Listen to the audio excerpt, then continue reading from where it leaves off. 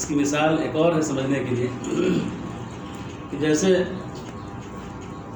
سورج ماشاء اللہ کس قدر روشن ہے، ساری دنیا کو روشن کرتا ہے۔ ایک سورج جو ہے ایک ملک کو روشن نہیں کرتا، اتنا روشن ہے کہ ایک سورج سارے دنیا کے کتنے ممالک کو روشن کرتا ہے۔ ایک سورج اتنے اس کے اندر جو ہے پاور ہے کہ پوری دنیا کے سارے ممالک کو گرم کرتا ہے، گرم بھی کرتا ہے، روشن بھی کرتا ہے۔ اتنے طاقتور ہونے کے باوجود سورج کو بنانا، سورج اتنا طاقتور ہے، اتنا روشن ہے، تو اس کا جو خالق ہے، مالک ہے اللہ، وہ کتنے طاقت والا ہو، وہ کتنے طاقت والا ہو۔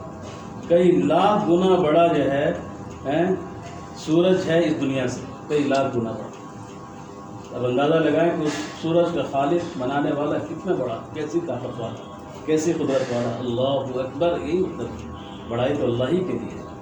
جو بھی بڑائیاں نظر آ رہی ہیں، سورج کی بڑائی، حکومت کی بڑائی، عہدے کی بڑائی، مال کی بڑائی، چاہے علم کی بڑائی، عمل کی بڑائی، یہ بڑائی اس کی ذاتی نہیں ہے، عطائی ہے، اللہ نے دیا ہے تو بڑائی نظر آ رہی ہے۔ اصل بڑائی تو خزانہ اللہ کے پاس ہے۔ اللہ اکبر، اللہ اکبر، صبح سے شام تک یہ اعلان ہو رہا، اللہ اکبر، اللہ اکبر۔ بڑائی تو اللہ کے پاس ہے، بڑائی کا خزانہ تو اللہ کے پاس ہے، بڑے تو اللہ۔ وہاں سے بڑائی اللہ کی طرف سے آتا ہے جس کو اللہ چاہتے ہیں، جس لائن کی بڑائی لیتے ہیں، حکومت کی بڑائی، علم کی بڑائی، مال کی بڑائی، عمل کی بڑائی، عہدے کی بڑائی، جو اللہ چاہتے ہیں دیتے چلے جاتے ہیں۔ تو سورج اتنا طاقتور ہے اور سورج اتنا روشن ہے، لیکن جب جو ہے بادل آسمانوں میں چھا جاتا ہے تو سورج اتنا طاقتور ہونے کے باوجود اس کی روشنی رک جاتی ہے کہ رک جاتی ہے، اندھیرا چھا جاتا ہے کہ نہیں چھا جاتا ہے، اس کی گرماہٹ میں کمی آ جاتی ہے کہ نہیں آ جاتی۔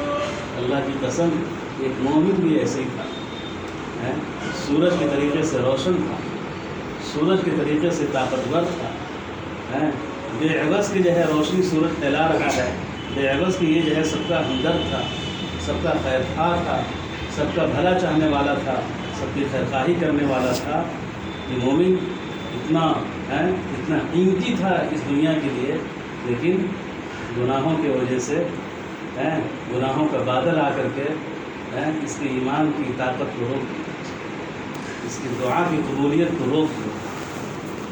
جیسے بادل آیا تو روشنی بھی رک گئی اور گرماہٹ بھی رک گئی، اسی طریقے سے گناہوں کا بادل آ کر کے ظاہری گناہ، باطنی گناہ، ظاہری گناہوں کی مثال حضرت نے مرتبہ دیا، حضرت علی رحمۃ اللہ علیہ نے، کہ غزوہ احد کے اندر، غزوہ احد میں اللہ کے رسول صلی اللہ علیہ وسلم نے ایک گھاٹی پر چند صحابہ کو متعین فرمایا کہ یہاں آپ رکیں گے، یہاں سے ہٹیں گے نہیں۔ لیکن جب جو ہے میدان جب ہاتھ میں آ گیا تو آپس میں مشورہ کرنے لگے کہ جو ہے اب ہم کو یہاں سے ہٹ جانا چاہیے۔ جو امیر تھے انہوں نے منع بھی کیا کہ نہیں، ہم کو یہاں سے ہٹنے کے لیے منع کیا گیا ہے، اس لیے ہمیں ہٹنا نہیں چاہیے، لیکن ایک اشتہاری غلطی تھی کہ نہیں، اس وقت تک کے لیے منع کیا گیا تھا کہ جب تک کہ ہاتھ میں میدان نہ آئے، میدان اب ہاتھ میں آ چکا ہے، لہٰذا ہمیں ہٹ جانا چاہیے،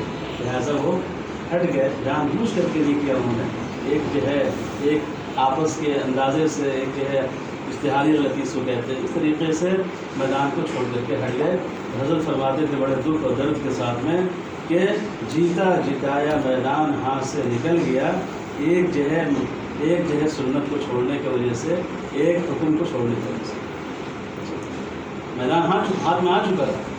جیتا جتایا میدان جو ہاتھ میں آ چکا تھا وہ ہاتھ سے نکل گیا، ابھی تو ہمارے ہاتھ میں آیا بھی نہیں، کیسے آئے گا؟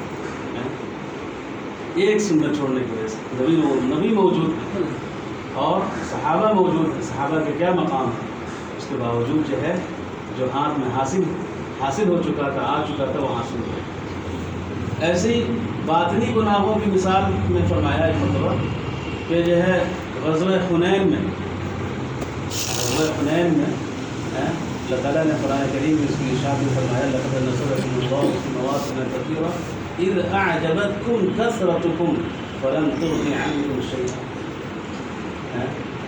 باطنی طور پر ان کو یہ جو ہے عجب ہو گیا. عجب ایک بیماری ہے، عربی میں عجب کہتے ہیں، فارسی میں خود پسندی کہتے ہیں. اپنے آپ کو بہتر سمجھے، اپنی رائے کو بہتر سمجھے، جو میں کہہ رہا ہوں وہ میری رائے بہتر ہے. تو ان کے اندر یہ بات آ گئی کہ نہیں، آج جب جو ہے بدن میں جو ہے اتنے کم تھے، ہتھیار اتنا کم تھا، ہم اتنے کم تھے، ہماری جو ہے شان و شوکت اتنی کم تھی، جب اس وقت جو ہے ہم پیچھے نہیں ہٹے اور اس وقت جب میدان ہمارے ہاتھ میں آ گیا، تو آج جو ہے آج تو ماشاء اللہ ہماری بڑی کثرت، اعجبتکم کثرتکم، تمہاری کثرت نے تم کو خوشگوانی میں مبتلا کر دیا کہ آج تو ہم میدان آج ہمارے ہاتھ سے نکل نہیں سکتا ہے، اس وجہ سے کہ آج تو جو ہے ہم بڑے کثیر تعداد ہیں. اللہ سے نظر ہٹ گئی، توکل کمزور پڑ گیا، وہاں سے نظر ہٹ گئی اور جو ہے نظر جو ہے کثرت مجمع پہ پڑ گئی. تو پھر جو ہے اللہ تعالیٰ نے وہاں پر بھی کثرت کے باوجود جو میدان ہاتھ سے لے لیا، اور کتنا جو ہے خوف و ہراس کا ماحول پیدا ہوا کہ قدم اکھڑنے لگے. اچھے بڑے مضبوط لوگوں کے قدم اکھڑنے لگے. یہ دونوں مثالیں ہیں. ایک جگہ جو ہے باطنی طور پر جو ہے غلطی ہوئی، باطنی گناہ ہوا، اور دوسری جگہ جو ہے ظاہری گناہ ہوا، تو وہاں پر جو ہے وہاں بھی ہاتھ میں آیا اور میدان نکل گیا. یہاں کثرت کے باوجود بھی یہ نقصان ہے. بہرحال میرے بزرگوں، میرے پیارے بھائیوں اور میری ماں اور بہنوں، میں یہ عرض کر رہا تھا کہ ساری شریعت کا خلاصہ، ساری سیرت کا خلاصہ، ساری سنت کا خلاصہ وہ یہی ہے. 2 جملے ہیں: اتباع سنت اور اجتناب معصیت. اتباع سنت اور اجتناب معصیت، یہ ہمیں جو ہے روزانہ محاسبہ کرنا چاہیے. چاہے ہم جس شعبے میں بھی لگے ہوئے ہیں، اس شعبے میں لگنے کے بعد یہ چیزیں ہمارے اندر آئی تو شکر کی بات ہے، اور نہیں آئی تو فکر کی بات ہے. اگر آ رہی ہیں تو شکر کی بات ہے، خوشی کی بات ہے کہ نعمتیں ہمارے اندر آ رہی ہیں، اور نہیں آ رہی ہیں تو فکر کی بات ہے کہ یہ چیزیں ہمارے اندر ابھی تک کیوں نہیں آ سکتی. اس کی مثال ایک اور ہے سمجھنے کے لیے.